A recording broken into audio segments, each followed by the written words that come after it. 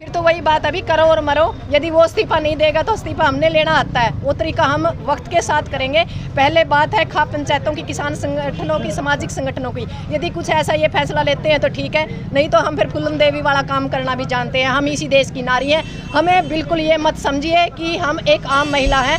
फूलबणी चिंगारी वो झांसी वाली रानी थी, दोबारा से झांसी वाली रानी और फूलन देवी पैदा करने वाले यही लोग हैं। यदि हमें कोर्ट से कोई फैसला आता है हमारे हक में अत्याचार के खिलाफ, यदि कोई धारा लगती है उसको अंदर डाला जाता है, उसके संवैधानिक जो पद है उससे उतारा जाता है तो ठीक है, नहीं तो फिर आर पार की लड़ाई होगी। और अब की बार इस अत्याचारी को, इस बलात्कारी को बिल्कुल बख्शा नहीं जाएगा। जय जवान जय किसान।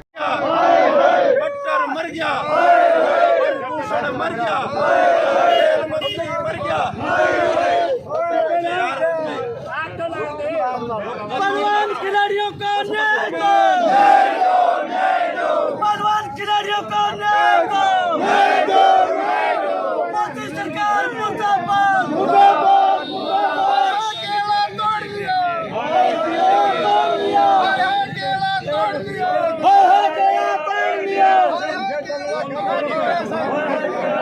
मोदी मर गया, खट्टर मर गया, अमित शाह मर गया, ब्रजभूषण शरण मर गया, खेल मंत्री संदीप मर गया, खेल मंत्री मर गया, मोदी मर गया, खट्टर मर गया, खट्टर मर गया, अमित शाह मर गया, मोदी मर गया। ला भाई फुको रहे बहुत बार भाई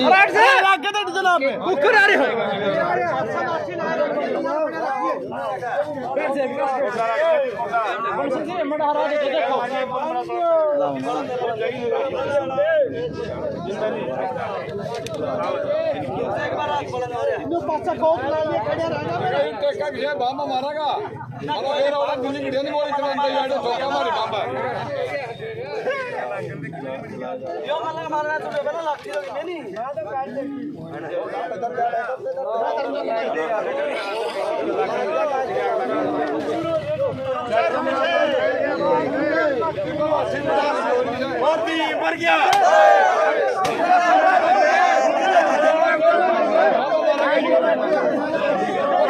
खट्टर मर गया, अमित शाह मर गया, खेल मंत्री मर गया, ब्रजभूषण मर गया, मोदी मर गया, खट्टर मर गया, ब्रजभूषण मर गया, खेल मंत्री मर गया, अमित शाह मर गया।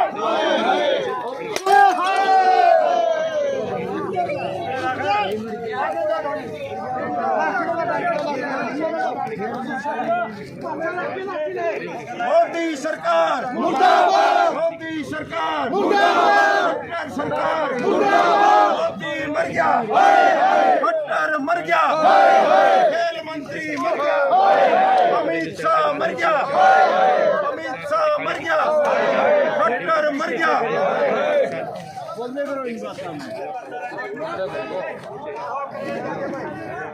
धरने पर बैठी है।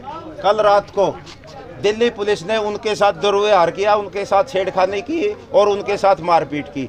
उसके विरोध में और महिला खिलाड़ियों के समर्थन में हमने पूरे बाजार में रोष मार्च निकालकर मोदी का, अमित शाह का, खट्टर का और गृह मंत्री का और ब्रजमोहन शरण का आज पुतला फूकने का काम किया है। ये मोदी के नाक के नीचे दिल्ली के अंदर और अमित शाह, जबकि गृह मंत्री दिल्ली पुलिस गृह मंत्री के अंडर है। जब दिल्ली पुलिस ऐसा घिनौना कार्य करती है, देश का गृह मंत्री और प्रधानमंत्री सोए हुए हैं, उनके नाक नीचे इतना बड़ा घिनौना होया है, कार्य होया है। देश की वो बेटियां देश की धरोहर है, देश का मान सम्मान उन्होंने बढ़ाने का काम किया, तिरंगे को ऊंचा करने का काम किया है। ओलंपिक की मेडलिस्ट, एशियन चैंपियनशिप की गोल्ड मेडलिस्ट, कॉमनवेल्थ की गोल्ड मेडलिस्ट खिलाड़ियों के साथ इस प्रकार का व्यवहार हो रहा है तो आम बेटियां कहां से सुरक्षित रहेगी। देश का प्रधानमंत्री ने बेटी बचाओ बेटी पढ़ाओ का नारा दिया है और बेटियों के साथ इतना बड़ा दुर्व्यवहार हुआ, इसकी हमने कड़े शब्दों में निंदा की है और आज मोदी का, अमित शाह का, खट्टर का पुतला फूकने का काम किया। सुप्रीम कोर्ट ने आके सुनवाई से मना कर दिया, उन्होंने कहा कि निचली कोर्ट में, हाई कोर्ट में जाएं या डिस्ट्रिक्ट कोर्ट में जाएं, तो ऐसे में लड़ाई लंबी होगी। अब अगला कदम क्या होगा?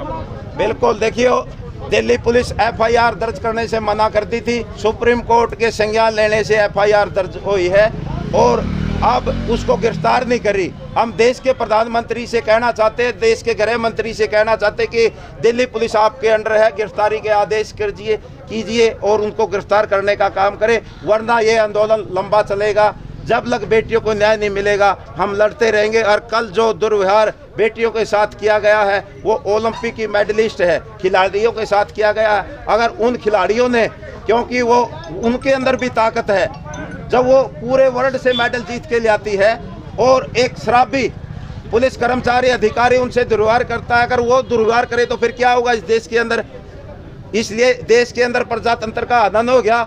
क्यों नहीं देश का प्रधानमंत्री सोया पड़ा। देश के प्रधानमंत्री को जागना चाहिए और जल्दी से इस बात पर संज्ञान लेने का काम करना चाहिए। प्रधान जी, खाप और किसानों का अगला कदम क्या होगा, क्या रणनीति होगी, क्या बड़े और कड़े फैसले लिए जा सकते हैं? देखो, खाप पंचायतों का इस प्रकार से हमने प्रोटेस्ट किया, जल्दी ही हम दिल्ली जंतर मंतर पर जाने का काम करेंगे। उन महिलाओं, हम पहले भी जंतर मंतर पर गए हैं, उनको हौसला दे के आए हैं। तो खाप पंचायतें और किसान संगठन हमने पूरे इलाके से और पूरे देशवासियों से और प्रदेशवासियों से एक आह्वान किया है कि आज पहले लड़ाई जमीन बचाने की थी, अपने देश को बचाने की थी, अब इज्जत बचाने की लड़ाई है। अब पानी सर से ऊपर जा चुका है, इसलिए अब हमने एकजुट होकर छत्तीस जात के भाईचारे को जोड़कर इस लड़ाई को लड़ना है।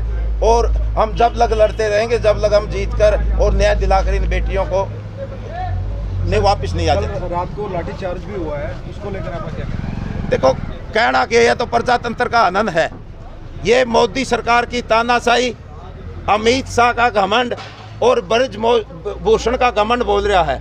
नहीं तो वो चुपचाप शांति से अनुशासन से 12 दिन से जंतर मंतर पर धरने पर बैठे थे, इंसाफ चाहते थे। उनको इंसाफ दिलाने की बजाय उन पर दुर्व्यवहार किया गया है, लाठीचार्ज की गई है और उनके साथ छेड़खानी की गई है। तो ये भी किसी भी सूरत पर हम बर्दाश्त नहीं करेंगे।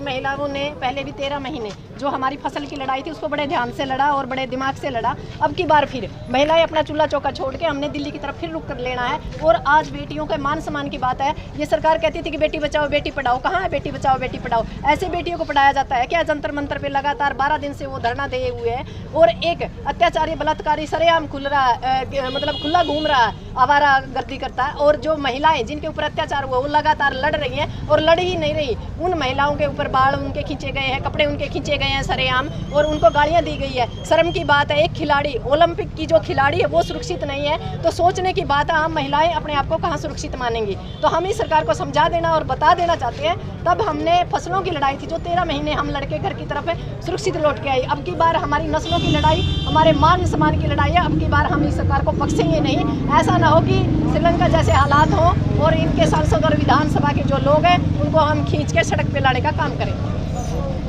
मैडम, ब्रजभूषण जी बोल रहे हैं कि हम जो इस्तीफा के लिए कि अपराधी बन के इस्तीफा नहीं दूंगा और मैं अपराधी नहीं हूँ, इसके बारे में आप? फिर तो वही बात, अभी करो और मरो। यदि वो इस्तीफा नहीं देगा तो इस्तीफा हमने लेना आता है, वो तरीका हम वक्त के साथ करेंगे। पहले बात है खाप पंचायतों की, किसान संगठनों की, सामाजिक संगठनों की। यदि कुछ ऐसा ये फैसला लेते हैं तो ठीक है, नहीं तो हम फिर फूलन देवी वाला काम करना भी जानते हैं। हम इसी देश की नारी हैं। हमें बिल्कुल ये मत समझिए कि हम एक आम महिला हैं। फूलबनी चिंगारी वो झांसी वाली रानी थी, दोबारा से झांसी वाली रानी और फूलन देवी पैदा करने वाले यही लोग हैं। यदि हमें कोर्ट से कोई फैसला आता है हमारे हक में अत्याचार के खिलाफ, यदि कोई धारा लगती है उसको अंदर डाला जाता है, उसके संवैधानिक जो पद है उससे उतारा जाता है तो ठीक है, नहीं तो फिर आर पार की लड़ाई होगी। और अब की बार इस अत्याचारी को, इस बलात्कारी को बिल्कुल बख्शा नहीं जाएगा। जय जवान जय किसान।